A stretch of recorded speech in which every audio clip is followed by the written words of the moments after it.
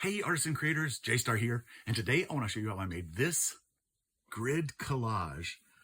I had the idea last night and I think it just turned out so fun, and it turned out to be more than I actually thought it would be.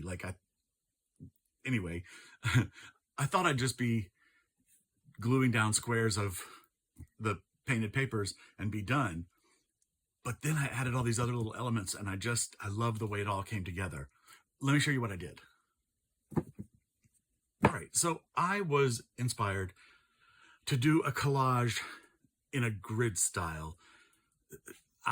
For me, I need like the graphic nature, and I need some rules, I think is what I need.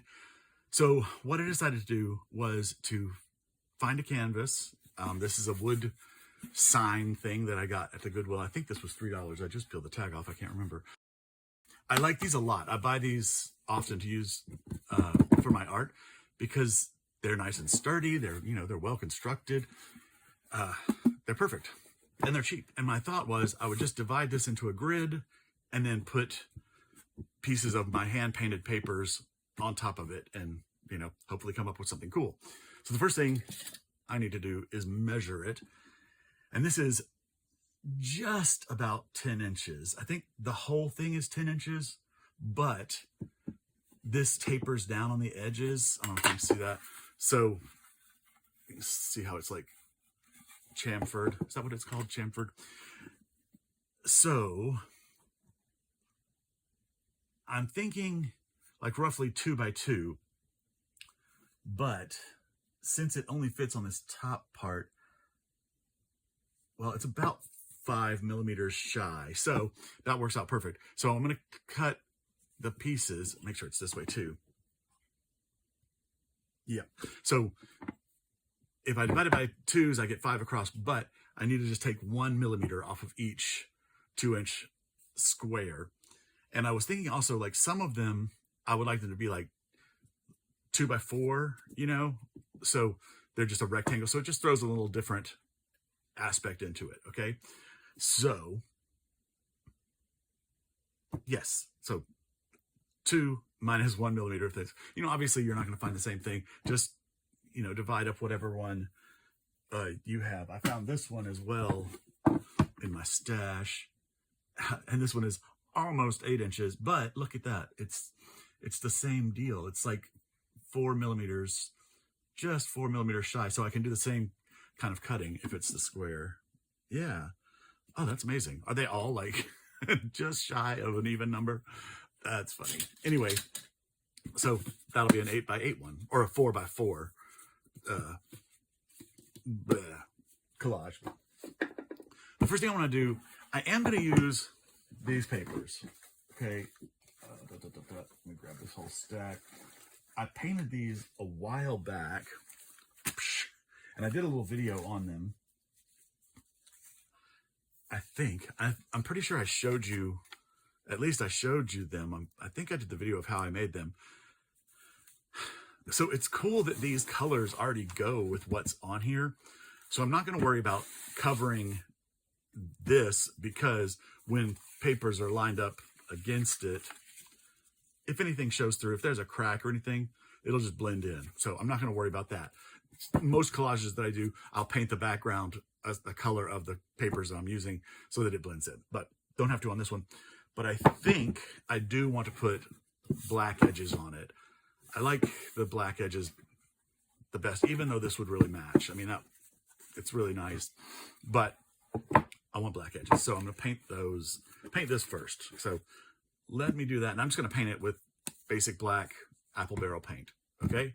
Let me do that. Okay. So I have it painted, and I just painted the back edge as well. And now I'm going to just put it out of the way so it can dry. All right. So I've got this pile of papers, and as I said, I'm just going to go through and kind of pick some different ones. They're all really fun. Oh, and I also have these bits. I have some, what do you call them? Die cuts of different things. This is some gold paper. Well, it wasn't gold. It was black, I think. No, it was white. But I gel printed it with golds. There's some red and black in there. It turned out to be a really cool piece. And I cut out a bunch of these kind of things with the die cutter and the gold paper, and I really like that. And I think I can use some of that. So I'm going to pull out those.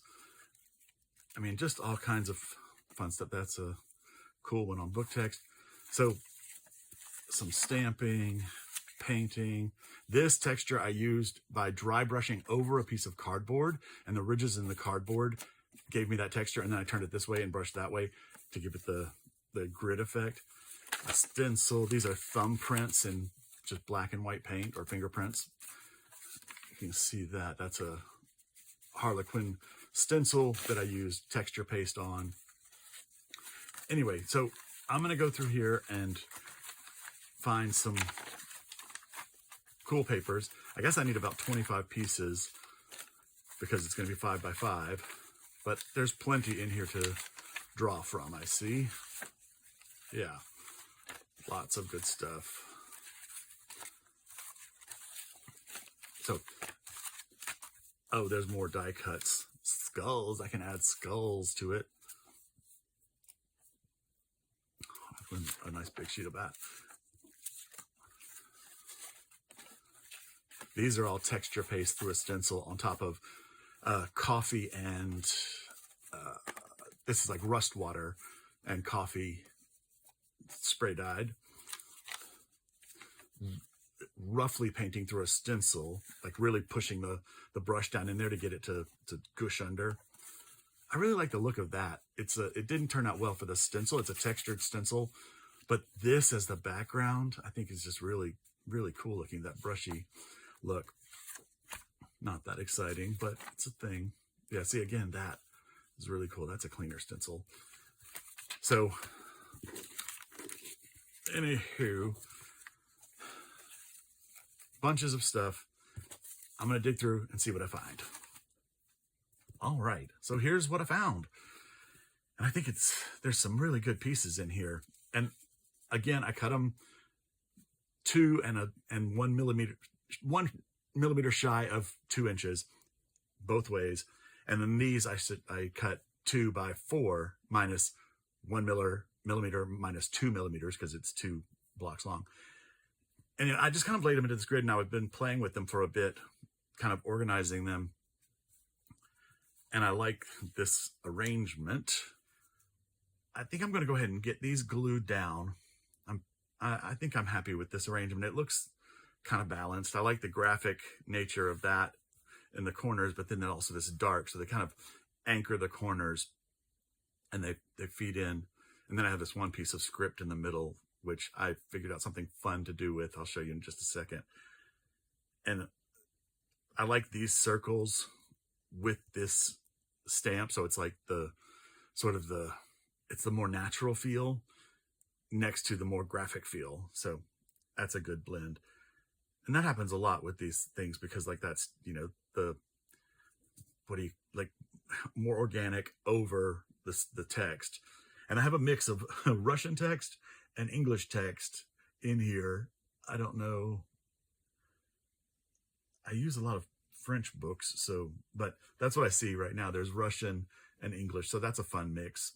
And yeah, so let me get these glued down.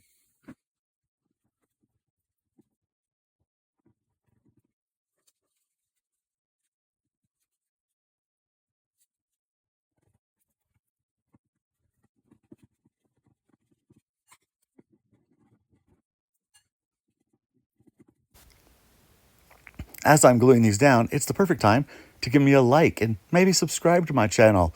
And you know what I would love the best? Is a comment. I would love to hear what you think about this. Thanks so much.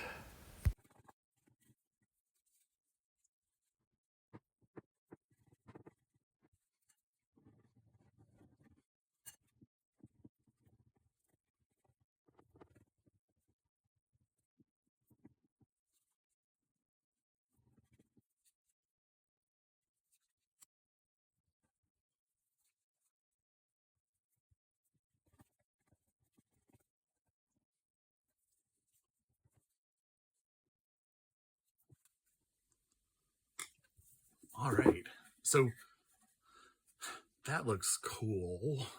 I used Aleene's tacky glue to put this down because I wanted the papers to really stick, and sometimes Mod Podge, it takes a little bit longer to dry, so things can like peel up if, you know, the nature of paper. The only thing, something happened here. I can't remember. I think I just used white paint on that, but the glue kind of gunked it up a bit. But I don't know if I'm worried about it or not. I think with all the other stuff going on, that'll be okay, and it kind of gives a chalkboardy effect. So I think that's pretty cool. So and I will be putting a whole layer of Mod Podge on top of this once it's all finished. Okay, let me show you the bits and pieces that I found. And I did kind of play with these, laying them out. So let's see, make sure you can see all these fun pieces. And this is the grid that I kind of broke up. And I just thought, well, let me show you this first because this came first. I decided, because I've got the birds in there and a little bit of nature, I think this needs to be bird themed. So I pulled out more of the die cuts, the crow die cuts. And then I saw this piece, and you know how I love a little frame in the middle of something.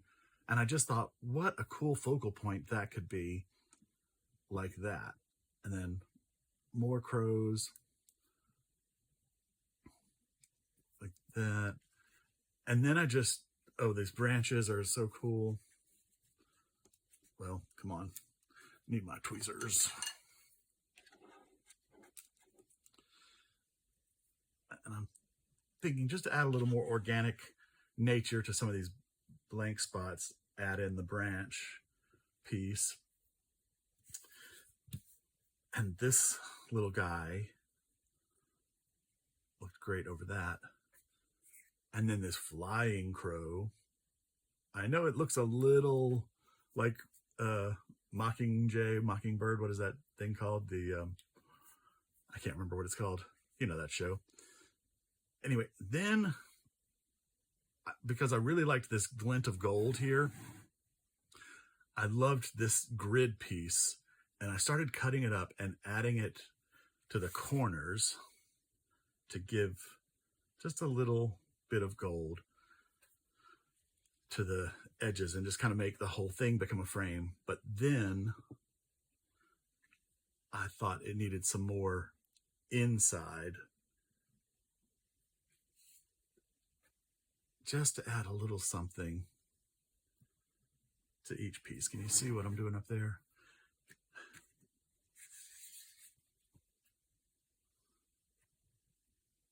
Like here, okay, so that dark corner comes to makes it a fine point edge, as well as this grid makes it a 5-point edge. And just to soften that a little, I think that looks cool, right? And then like here and here again to soften that organic thing. And I was kind of have in my head that these are kind of like broken cages, you know, like the birds are finding freedom from the cages. Oh, I'm on the bottom now. But I love this with this painted grid. And then he's on top of it. So he's found his freedom. Maybe it has to be on the bottom so that we can get him all in there. All right. So, I mean, I think that looks pretty cool. So now I'm going to glue those goodies down, okay, and see what happens. I think we're there. All right, so I have gone through and I used a fine liner, and I just kind of defined the little squares a little bit, try to just lightly divide them. I just think that gives it a little more finished feel, graphic feel. And then I thought, see where the frame is, where the part underneath is, you know, showing, like that's like, you see a harsh line under that. I'm going to go in and fill that in with either a Sharpie or a fine liner. This is a fine line Sharpie. Just to fill that in and maybe make the frame more pronounced, hopefully. We'll see what happens. Hopefully I don't ruin the whole thing, but that's what I'm going to do. I'm going to fill in all that little open filigree work with black and see where we are. Okay, so I have coated it with Mod Podge and I filled in the black in the little openings, and I kind of outlined the frame too, and I think that really looks good. It really makes it stand out and be like its own little thing, but it doesn't feel separate from it. It feels integrated. I love it. I think it's so cute. I don't know if I'm going to sell this. I might have to keep it for myself. My whole loft is black and white, and this really fits the bill. I'm going to definitely do more of these grid collages. I like it. Oops, I'm back. I added one more little detail, and that is the gold edge all the way around, which I think frames it nicely. So here's my finished grid collage, and I think it turned out pretty cool. I love the addition of the ravens and the little gold. Like it's little things that I didn't expect to be putting in. I really just expected just to use the paper, and that was it. And then found all these other little things in my stash, and they just worked, and I really love it. I think it's very cool. Let me know what you think. Thank you so much for watching my video. Please like and subscribe and leave me a comment. I'd love to hear from you. From Funkin' Dazzles, this is J-Star saying have a great day and keep creating.